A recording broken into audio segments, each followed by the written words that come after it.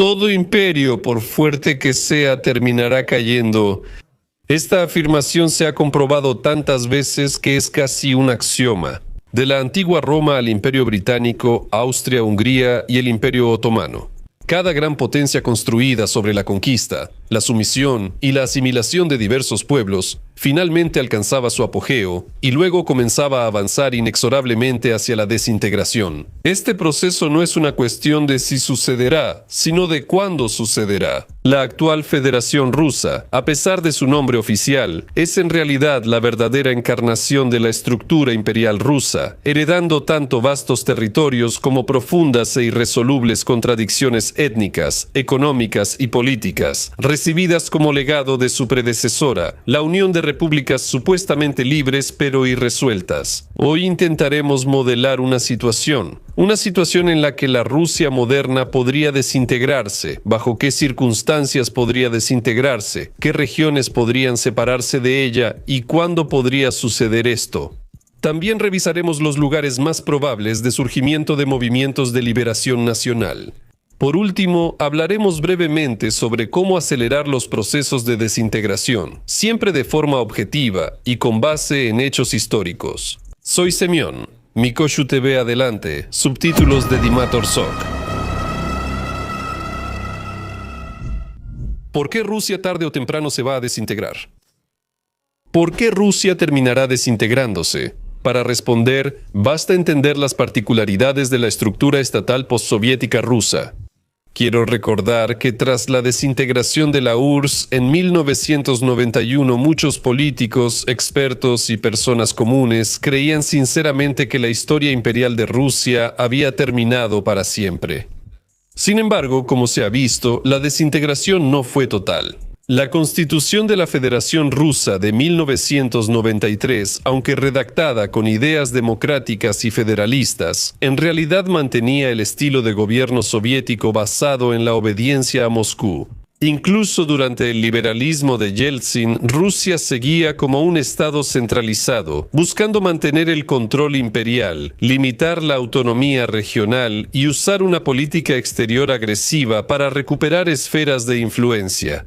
La historia de Chechenia lo demuestra. Ahora vamos al problema. Por otro lado, la disolución de la URSS provocó no solo la aparición de 15 estados independientes, sino que también desencadenó fuertes tendencias centrífugas dentro de la propia Rusia.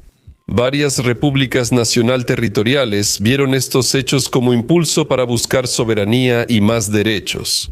Y no se trata solo de Chechenia y su independencia, sino de muchas otras regiones. Las élites locales despertaron de su letargo y empezaron a luchar por más autonomía política, económica y cultural. Estas aspiraciones eran lógicas y previsibles, motivadas principalmente por el deseo de controlar sus recursos naturales. En Tartaristán, Bashkortostán y la dorada Yakutia, ricas en petróleo, así como por el deseo de afirmación nacional y de liberarse del excesivo dominio de Moscú. Como en la era soviética, las regiones exigían administrar su presupuesto, relaciones económicas exteriores y que sus leyes prevalecieran sobre las federales. Al principio, Yeltsin intentó llevar a cabo una política nacional bastante razonable y adecuada en el espíritu de un verdadero federalismo al estilo occidental. Intentaron organizar la estructura administrativa y política de Rusia como en Estados Unidos, Alemania o la India multinacional. Casi todos lo han olvidado. El primer presidente ruso decía seriamente a los líderes regionales: tomen tanta soberanía como puedan, lo que implicaba permiso tácito para fortalecer la autonomía regional. Sin embargo, como se dice, la música no duró mucho. La inclinación de Rusia por el poder fuerte superó la libertad y democracia. Desde mediados de los 90, el poder central empezó a destruirse sistemáticamente.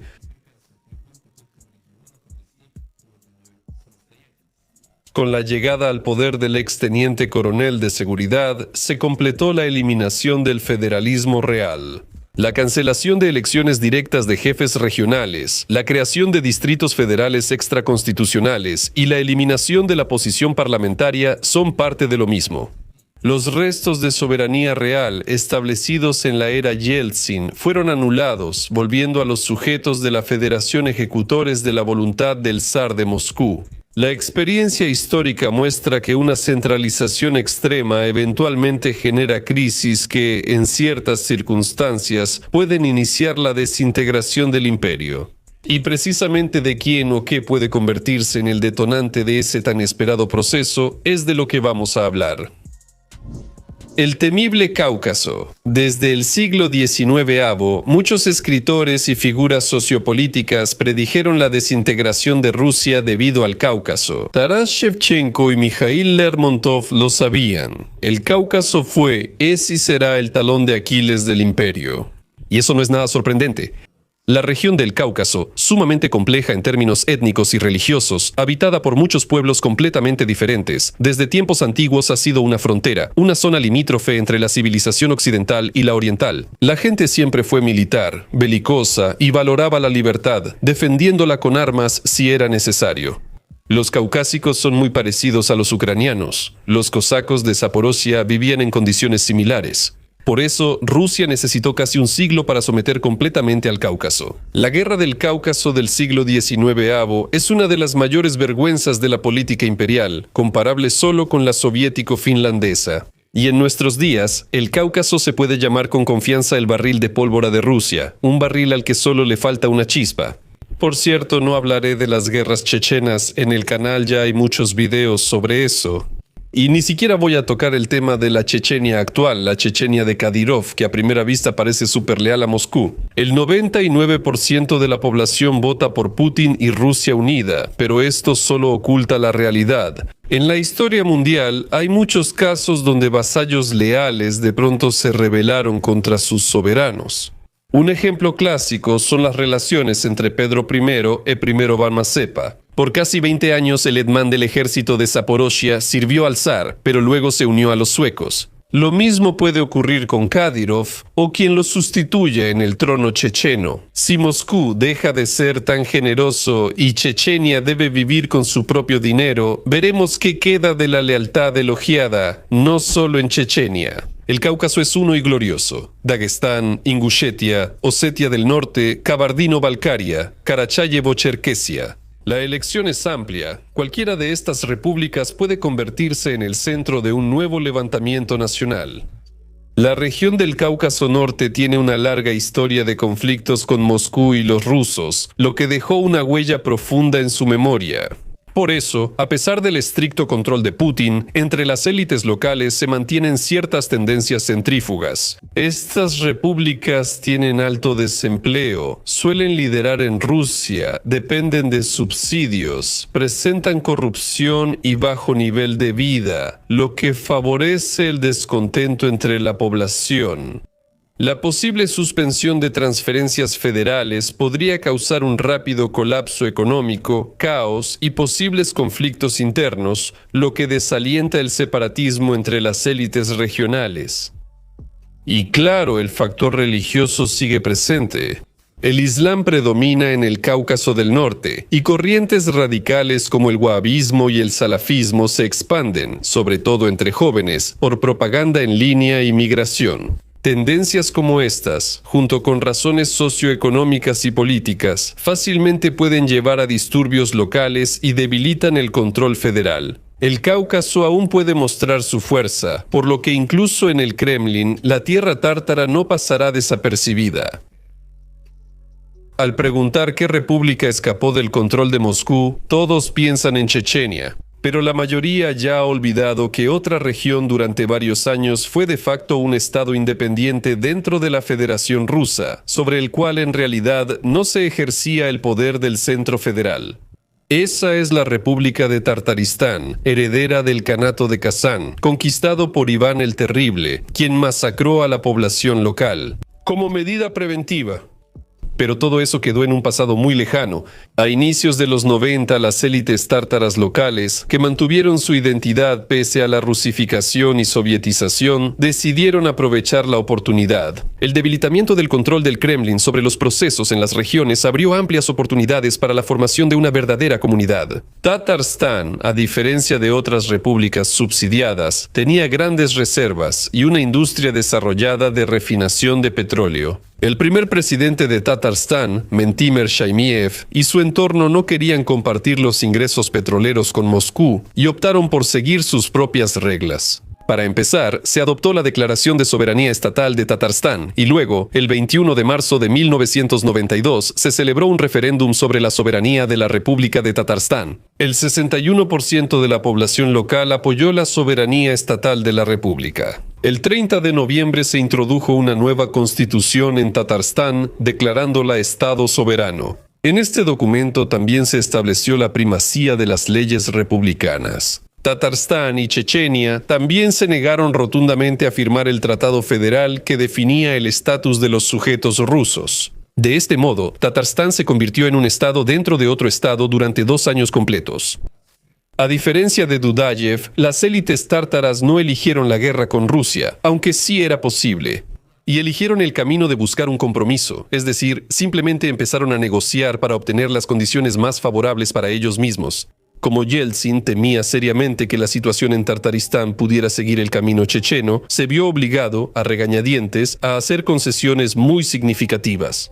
Tras largas negociaciones, el 15 de febrero de 1994 se firmó el Tratado sobre la República, sobre la delimitación de competencias y delegación mutua de poderes entre los órganos estatales de la Federación de Rusia y de la República de Tartaristán. Este acuerdo le otorgó a Tartaristán un volumen único y muy amplio de facultades, estableciendo de hecho relaciones confederadas con Moscú.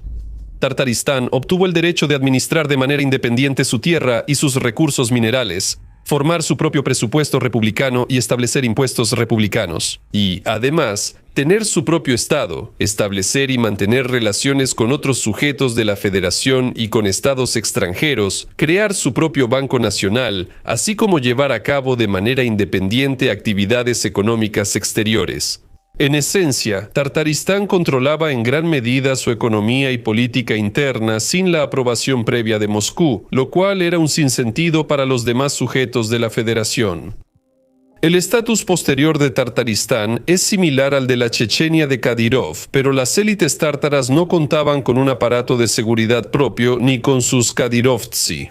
La autonomía de Tartaristán era solo económica. Pero al poder distribuir los ingresos petroleros de forma independiente y enviar solo una pequeña parte a Moscú, los oligarcas locales se enriquecieron y se volvieron políticamente influyentes a nivel nacional. Por supuesto, después de llegar al poder, Putin hizo todo lo posible para restringir la libertad tártara, mientras que los clanes locales, por el contrario, intentaron sabotear todo y conservar los privilegios a los que todos ya se habían acostumbrado. Usaron todos los mecanismos de corrupción disponibles en Rusia y por un tiempo lograron mantenerse a flote. Aún así, el control de los chequistas de Moscú terminó imponiéndose sobre los jeques petroleros de Kazán. Para ser justos con Tartaristán, resistió más tiempo que otras regiones, defendiendo su autonomía. El golpe decisivo ocurrió entre 2017 y 2019 con la reforma fiscal más dura del gobierno de Putin. Además, subieron mucho los impuestos a negocios justo cuando bajaban los precios mundiales de energéticos.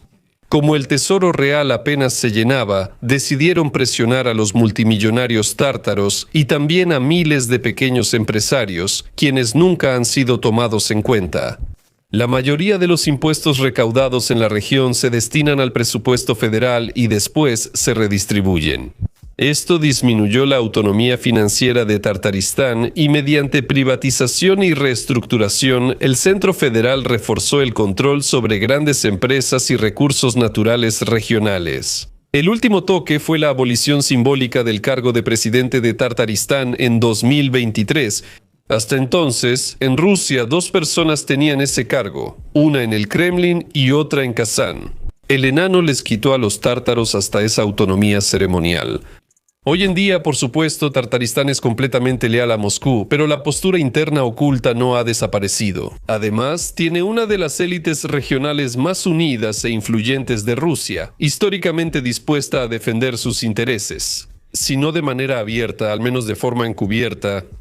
Siendo una de las pocas regiones donadoras en Rusia, el gigante petrolero Tartaristán tiene una base económica poderosa, lo que de por sí lo convierte en un jugador muy influyente. En caso de que se debilite el control desde Moscú, si eso llega a suceder, no se descarta que la situación vuelva a la de los años 90. Y es muy probable que esta vez los oligarcas locales muestren mayor determinación y conviertan la soberanía declarativa en una real. Tartaristán cuenta con recursos y organización para ser independiente. Sin la Rusita y la Madrecita, seguro no se perderá. Además, en esta región prevalece el Islam y la cultura oriental. Como decía el héroe de una famosa película soviética, el Oriente es un asunto delicado. Otra región que podría dejar de estar bajo control de Moscú es los Urales, la zona industrial más antigua y grande de Rusia. Un análogo de nuestro Donbass. Hablo del Donbass previo a la guerra, no de lo que el mundo ruso ha hecho de él. Los Urales siguen siendo un importante centro de metalurgia, ingeniería pesada e industria química. Es una de las pocas regiones de Rusia donde no solo extraen recursos de la tierra, sino que realmente generan valor agregado. Así, si se separan de Moscú, los Urales podrán abastecerse por sí mismos. A diferencia de Tartaristán o Chechenia, los Urales carecen de tradiciones e historia tan fuertes y de una lucha clara por la independencia. Aunque hubo un intento, fue solo por razones económicas, no por una causa nacional liberadora. La República de los Urales existió en 1993, con centro en Ekaterimburgo. Esto no es solo una curiosidad histórica, sino un intento real de las élites regionales, lideradas por Eduard Rosell, de conseguir más privilegios económicos. El dinero de los Urales iba al presupuesto federal y casi no se destinaba nada para ellos, por lo que solo podían sobrevivir en la crisis económica dependiendo de sí mismos. El ejemplo de Tatarstán inspiraba al establishment local, mostrando que podía existir con éxito con amplia autonomía económica. La República de los Urales duró menos de un año. Yeltsin temía mortalmente la mayor propagación de las tendencias separatistas y por eso, bajo el pretexto de una amenaza a la unidad del Estado, cortó de raíz el fortalecimiento del papel de los Urales. Sin embargo, para lograrlo tuvo que hacer concesiones significativas y aceptar que parte de lo ganado localmente se quedara en la región. En los años 90, quienes tenían poder negociaban en igualdad. Ahora solo obedecen y cumplen órdenes sin cuestionar. Y para completar la felicidad, agregaré que cerca, justo entre los Urales y la región del Volga, se encuentra la República de Bashkiria, o para ser más exactos, Bashkortostán, y es rica en varios recursos.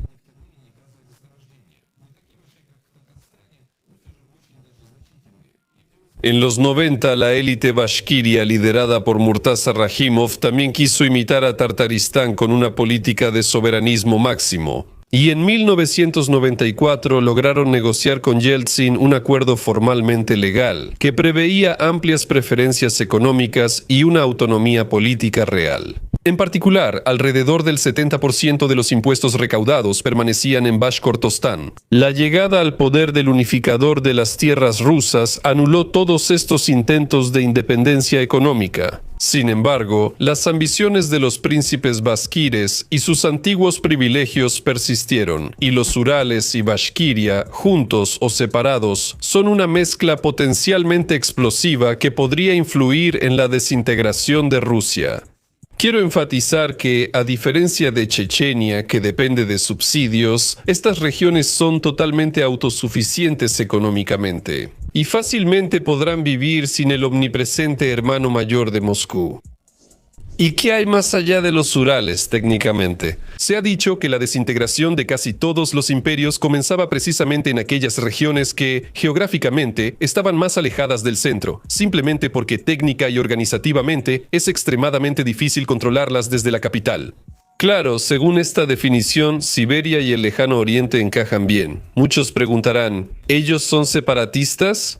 Allá todo está cubierto de permafrost, y no solo la tierra, sino también la gente. Y de verdad es difícil encontrar alternativas. En Rusia, las regiones menos pobladas y con baja infraestructura suelen ser más apolíticas y obedientes, lo que dificulta un conflicto antigubernamental real.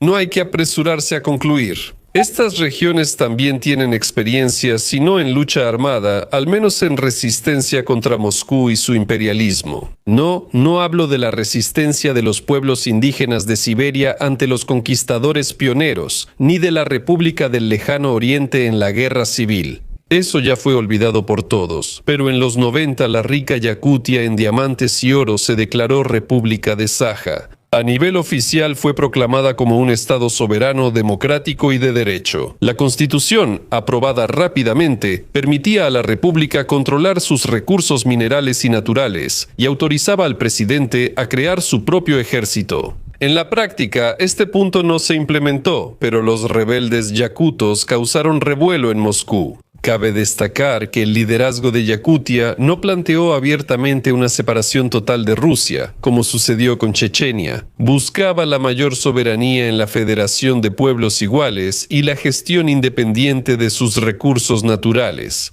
Por eso, en el 95, los caciques locales negociaron con Yeltsin y, como adivinaste, obtuvieron amplios derechos económicos y políticos. Principalmente en cuanto a la extracción de diamantes. Por supuesto, todos esos acuerdos colapsaron con la supercentralización de Putin. Aunque los representantes del establishment regional se mantienen callados, claramente están muy descontentos con la situación actual. Eso es obvio. Siberia y el Lejano Oriente poseen grandes recursos. El 70% del petróleo y gas ruso se extraen ahí, pero solo obtienen una pequeña parte de los ingresos, ya que el modelo de Putin redistribuye fondos desde Moscú. Esto lo perciben tanto las élites locales como cualquier persona sensata como un colonialismo económico, que en esencia no difiere mucho de los antiguos imperios británico, francés o portugués, aunque estos ya desaparecieron hace mucho. El imperio ruso sigue vivo, es injusto. Sin embargo, hay otro matiz que hace que la situación en estas regiones sea muy diferente a otras partes de Rusia. En caso de protestas antigubernamentales reales, esto podría causar la separación de estas regiones de Rusia, si no su desintegración total. China desde hace siglos desea Siberia y el Lejano Oriente, creyendo que estas tierras ricas pertenecen injustamente a Rusia. Siendo sinceros, buriatos, yakutos, tubinos, altayanos y jacasios son más cercanos a China que a Rusia, tanto étnica como culturalmente. Por eso, en caso de un debilitamiento notable del centro federal, Pekín fácilmente podría hacer su jugada maestra y aumentar la desestabilización en sus propios intereses incluso ahora. El papel de China en estas regiones crece cada año, y no se trata solo de enormes inversiones chinas en la industria minera y maderera, sino también de verdaderos colonos chinos que están dispuestos a trabajar y ganar dinero. Sí, según los datos oficiales, hay muy pocos chinos en Rusia, alrededor de 20.000, aunque en realidad en la región de Irkutsk, el krai de Krasnoyarsk y Primorye, su número se estima en cientos de miles. Los estadísticos no los cuentan como población permanente. La mayoría son migrantes laborales temporales que trabajan en agricultura, bosques, recolección y construcción. Y, aún más notable, en los mercados mayoristas y minoristas. Por eso, si la población rusa disminuye en Siberia y el Lejano Oriente, el factor chino podría influir en la desintegración interna de Rusia. Más aún, ya que Putin, con sus propias manos, desmanteló el sistema de derecho internacional que existía antes, el cual ponía como prioridad la prohibición de cambiar las fronteras. La anexión de Crimea y 4 regiones ucranianas abrió la caja de Pandora. Por eso, no debería sorprender que, en lugar de una supuesta federación de Siberia, en realidad el territorio de China se vea ampliado con nuevas provincias previamente pobladas por chinos. Y esto no es ninguna fantasía, sino un resultado bastante lógico de los procesos que están ocurriendo actualmente. Aceleramos los procesos históricos. Como pueden ver, hay muchas regiones que podrían separarse de Rusia por razones nacional-religiosas o intereses socioeconómicos. No puede mantener su integridad por mucho tiempo. Un estado tecnológicamente atrasado que vive exclusivamente del saqueo de sus provincias no puede sobrevivir. Un estado autocrítico que ocupaba una 7ª parte del mundo, con menos población que Bangladesh, con menos ingresos y mayor conciencia nacional de los pueblos no rusos. El último factor es especialmente relevante en regiones islámicas donde suele haber alta natalidad. A este paso, quién sabe cuántos años. En 50 años Moscú podría llamarse Moscúbat. Sin reformas profundas, descentralización y democratización del Estado, Rusia está condenada a la desintegración. El modelo actual de Putin solo busca consumir recursos naturales y mantener la estabilidad del régimen sin contemplar progreso. El sistema se mantiene solo, eso es conocido. Para que Rusia se divida en estados separados, es necesario que se debilite el centro federal y su principal apoyo, el aparato de poder. Cuando este parásito estadístico se debilite, los pueblos conquistados se levantarán pronto. Saldrá a la luz el descontento con el orden actual y las ambiciones de los clanes regionales, que nunca quisieron compartir su botín con la siempre codiciosa e ingrata Moscú. El mejor escenario para la desintegración de Rusia es repetir 1917, cuando la inestabilidad política, conflictos internos, dificultades económicas y un factor externo desfavorable, idealmente fracasos militares, se combinan. La derrota de Rusia puede convertirse en el detonante conjunto para el proceso de desestabilización y desfragmentación del Estado. Por eso, el resultado de la guerra ruso-ucraniana definirá el futuro de Rusia por décadas. Lo importante es que el conflicto favorezca a Ucrania, como dijo Zbigniew Brzezinski. Sin Ucrania, Rusia deja de ser imperio. Después de todo, él tenía razón. Eso es todo de mi parte, amigos. Gracias a los patrocinadores por apoyar el canal. Nos vemos en el próximo episodio. Hasta luego a todos.